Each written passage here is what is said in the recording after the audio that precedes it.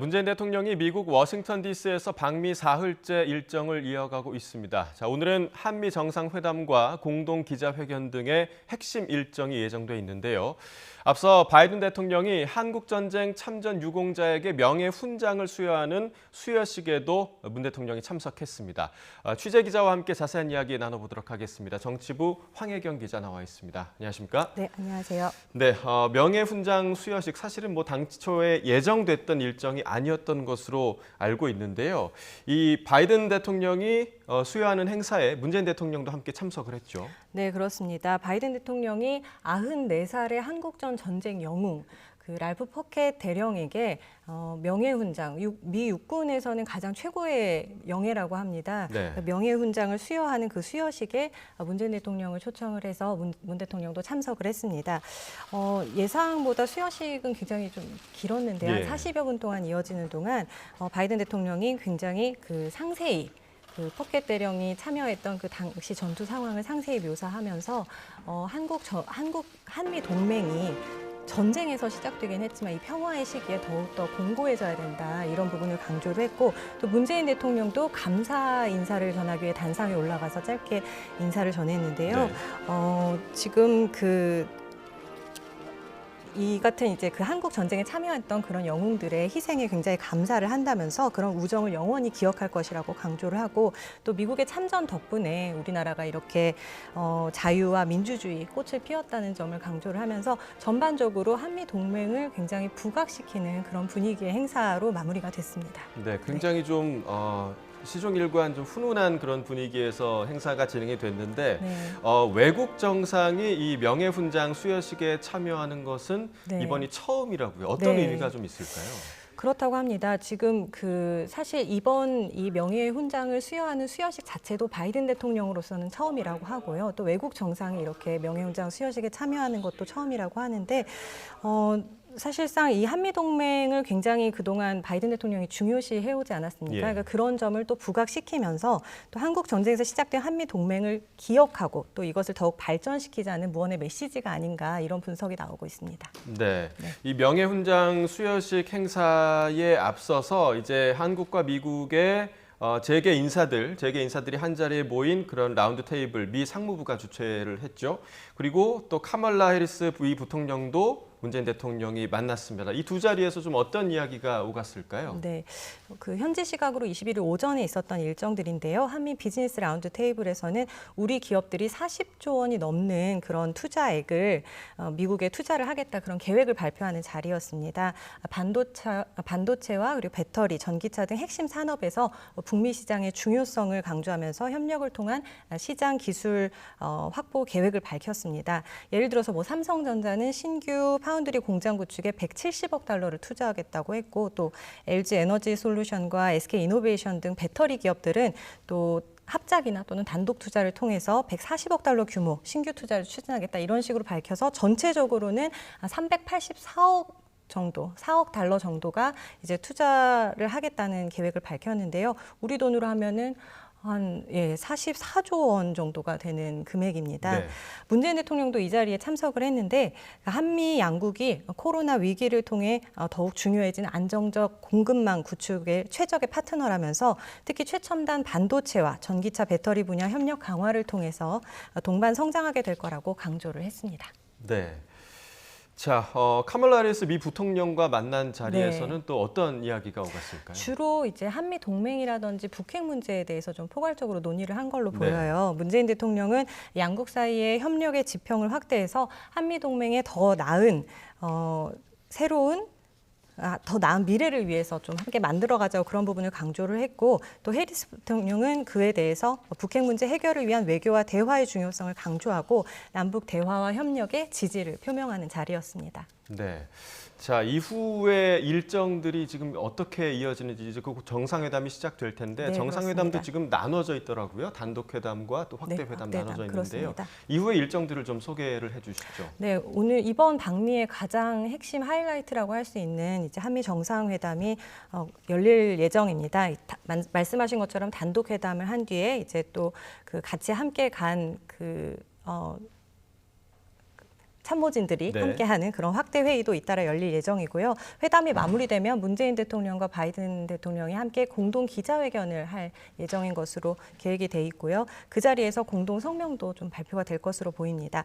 또 현지 시각으로는 저녁이 될 것 같은데요. 워싱턴 DC에 있는 한국전 참전용사 기념공원에서 건립되는 추모의 벽 착공식에도 참석할 예정인데 그걸로 이제 사흘차 방미 일정이 마무리될 것 같습니다. 네. 결국에 이제 가장 관심을 받는 일정이 회담 이후에 열릴 공동 기자회견 그리고 그 공동 기자회견에 담길 공동 성명의 내용일 것 같습니다. 네, 그렇습니다. 어떤 내용이 담길 것으로 지금 예상되고 있나요?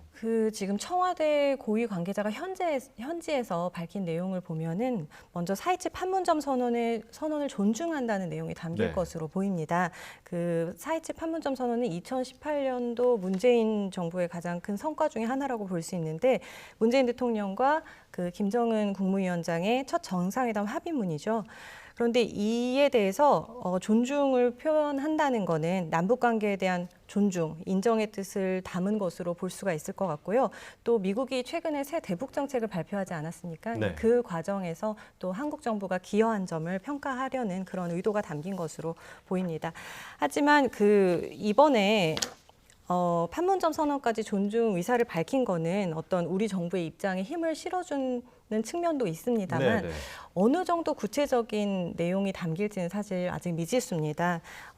구체적인 원론적인 존중 표현에 그칠지 아니면 어떤 판문점 선언의 구체적 내용까지도 좀 포함될지 그 부분은 결과를 지켜봐야 될 것으로 보입니다. 네, 그 남북 관계 개선 문제 또 비핵화 문제 이외에는 또 어떤 내용이 담겨 있을까요? 네, 지금 이제 현지에서 들리는 얘기로는 한미 미사일 지침 완전 해제 문제도 논의할 것으로 보이는데요. 네. 문재인 대통령이 임기 말까지 꼭 완수하겠다고 굉장히 의지를 내비쳤던 부분이에요. 그래서 지난해 4차 개정에 이어서 이번에 완전 해제까지 될 경우에 42년 만에 완전한 미사일 주권 확보의 의미가 담겨 있고 또 향후 우주 발사체를 개발하는 데에도 좀 탄력이 될 것으로 보입니다. 네. 그리고 또 마지막으로 원자력 산업기술 관련 협력 문제도 담길 것으로 예상이 되고 있는데 한국의 어떤 가격 경쟁력과 품질 또 시설을 이렇게 관리하는 측면에서는 우리나라가 굉장히 우위에 있다고 해요. 그리고 설계 기술, 원천 기술을 갖고 있는 미국이 이렇게 힘을 공동으로 합치면 어떤 상당한 경쟁력을 가질 수 있다는 점에 대해서 양국이 이제 공감대가 이루어진 측면이 있습니다. 그래서 그 부분이 어떻게 이번 공동 성명에 담길지도 지금 주목해야 될 것으로 보입니다. 네. 자, 백악관에서는 앞서 이번 한미 정상회담에서 북한 문제가 핵심 의제가 될 것이다라고 네. 이야기를 했는데 구체적으로 회담에서 좀 어떤 북한에 관한 이야기가 좀 오갈까요? 사실 회담에 앞서서 사키 백악관 대변인이 밝힌 내용이 북한이 논의의 중심 주제가 될 거라고 해서 과연 어느 정도 선까지 이제 성명에 담길 것인지가 지금 초미의 관심인데요. 네. 앞서 2017년도 한미 정상회담 공동성명에는 CVID, 다시 말하면 이제 완전하고 검증 가능한 불가역적인 비핵화라는 표현이 담겨 있었습니다. 네. 근데 이번에도 과연 CVID가 그대로 담길까 아니면은 한반도의 완전한 비핵화 정도로만 담길지 그 부분도 좀 관심사고요. 이 밖에도 대북 제재 완화라든지 아니면 북미 대화 재개 의지 표명 부분이 어느 정도 담길지도 좀 전문가들도 많이 관심을 가지고 있는 부분인데 현실적으로 지금 미국이 새 대북 정책을 내놓고 나서 이 부분에 대해서 북측에 이제 설명을 하기 위해서 좀 북미 접촉 부분을 좀 타진을 했는데 아직 북한이 북측에서 응답하고 있지 않습니다. 네. 그리고 지금까지 계속 미국의 바이든 행정부에 대해서 비판적인 그런 성명도 많이 내놨고요.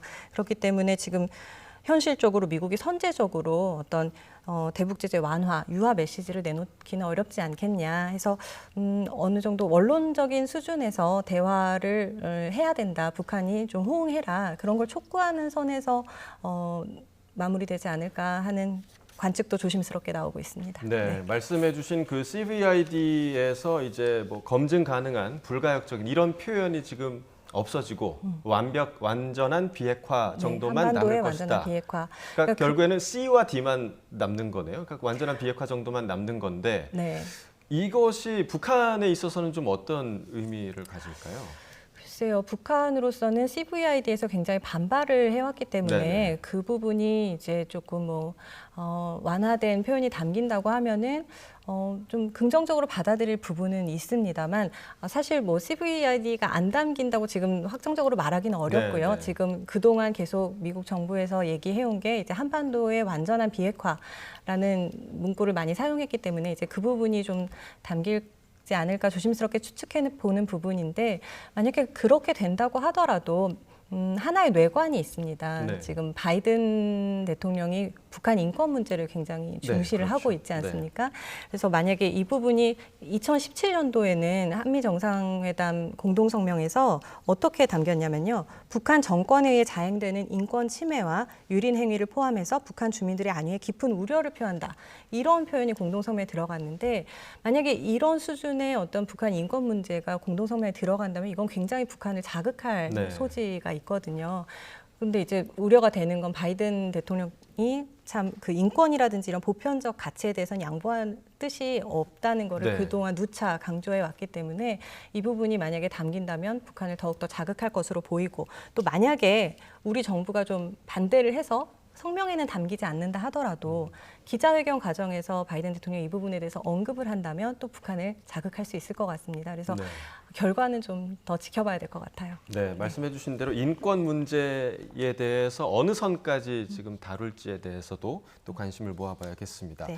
자, 이번 정상회담에 대해서 이제 백신 문제에 대한 활발한 그런 대화가 오갈 것이다라는 전망이 나왔었는데요.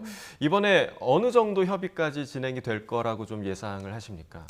사실 지금 물밑 접촉이 상당히 이루어진 네. 것으로 보이지 않습니까? 하지만 어느 정도까지 우리가 백신을 좀 확보할 수 있을지에 대해서는 아직 들려오는 소식은 없습니다. 그래서 공동 기자회견 내용을 봐야 될 것 같은데요.